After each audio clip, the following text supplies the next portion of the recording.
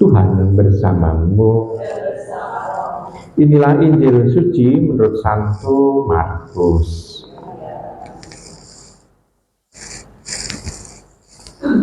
Sesudah memberi makan 5.000 orang, Yesus segera memerintahkan murid-muridnya naik ke perahu dan berangkat lebih dulu ke seberang ke Betsaida. Sementara itu, ia menyuruh orang banyak pulang. Setelah berpisah dari mereka, Yesus pergi ke bukit untuk berdoa. Ketika hari sudah malam, perahu itu sudah di tengah danau, sedang Yesus tinggal sendirian di darat. Ketika melihat betapa payahnya para murid mendayung karena angin sakal, maka kira-kira jam 3 malam, Yesus datang kepada mereka berjalan di atas air, dan ia hendak melewati mereka. Ketika melihat dia berjalan di atas air, mereka mengira bahwa ia adalah hantu. Mereka berteriak-teriak sebab mereka semua melihatnya dan sangat terkejut. Tetapi segera Yesus berkata kepada mereka, "Tenanglah, aku ini, jangan takut." Lalu Yesus naik ke perahu mendapatkan mereka dan angin pun reda. Mereka sangat tercengang dan bingung, sebab sesudah peristiwa roti itu, mereka belum juga mengerti dan hati mereka tetap degil. Demikianlah sabda Tuhan. Ibu bapak, saudari saudara terkasih dalam Tuhan, dalam guyonan, kalau ditanya kenapa Yesus berjalan di atas air, kalau dalam guyonan jawabannya adalah, ya karena kalau naik kapal itu harganya mahal bayarnya. Maka Yesus akhirnya berjalan di atas air, lebih murah dan juga menyehatkan karena berjalan.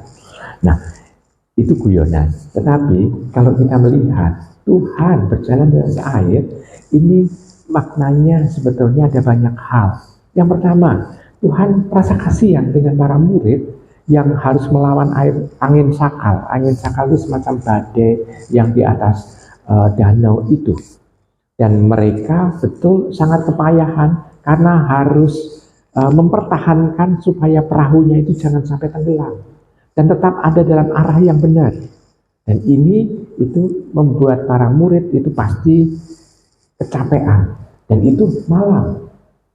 Dan kita bisa melihat bahwa baru jam 3 malam Tuhan Yesus itu ketemu dengan mereka di tempat di tengah-tengah danau itu. Yang kita bisa membayangkan, kalau tengah malam lalu melihat ada makhluk yang ada di atas air, lalu berjalan seperti manusia, bagaimana orang nggak takut? Kita bisa membayangkan itu. Nah, tetapi kita bisa melihat di sana Tuhan meneguhkan di sana.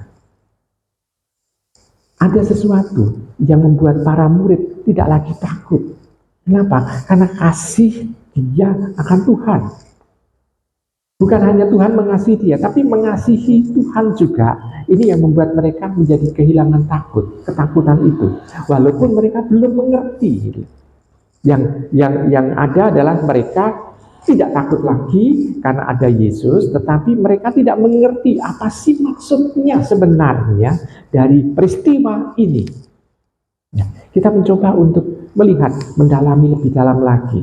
Kalau Tuhan bisa berjalan di atas air, dari Tuhan ini sebetulnya lebih tinggi dibanding dengan semesta alam ini.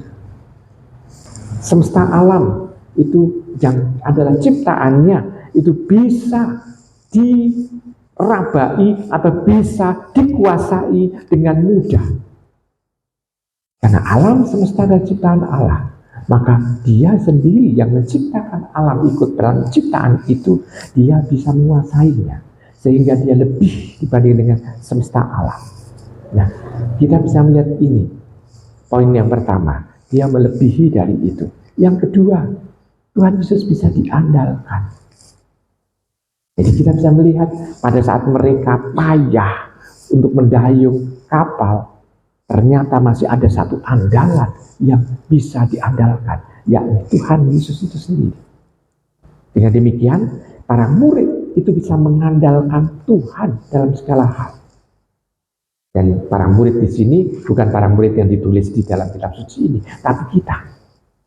Karena para murid yang ditulis dalam kitab suci ini, di akhir endingnya tetapi katakan mereka tidak mengerti maksud itu dan hati mereka tetap degil. Ditulis di situ ya dalam Injilnya. Tapi para murid yang dimaksud adalah di kita.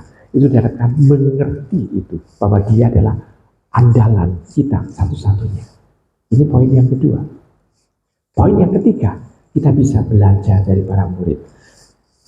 Kita berusaha untuk sekarang tidak menggunakan akal budi kita kalau melalui satu banyak peristiwa. Kenapa? Karena kita mencoba untuk menyerahkannya. Tuhan menyelenggarakan apa sih?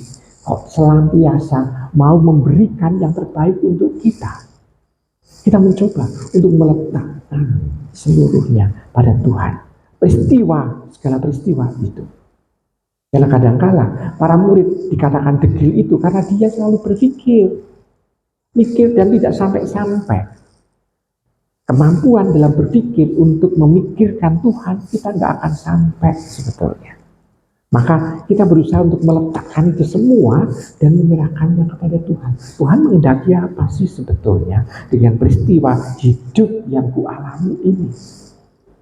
Dengan seperti itu kita mencoba untuk bisa hidup sesuai dengan kehendak Tuhan. Dengan 3 poin itu, kita berusaha untuk bisa memperbaharui kehidupan ini dengan lebih baik. Sehingga kita bisa mengakarkan iman kita dengan lebih dalam lagi. Dan kita mempercayai Tuhan yang setia kepada kita. Selamat merenungkan.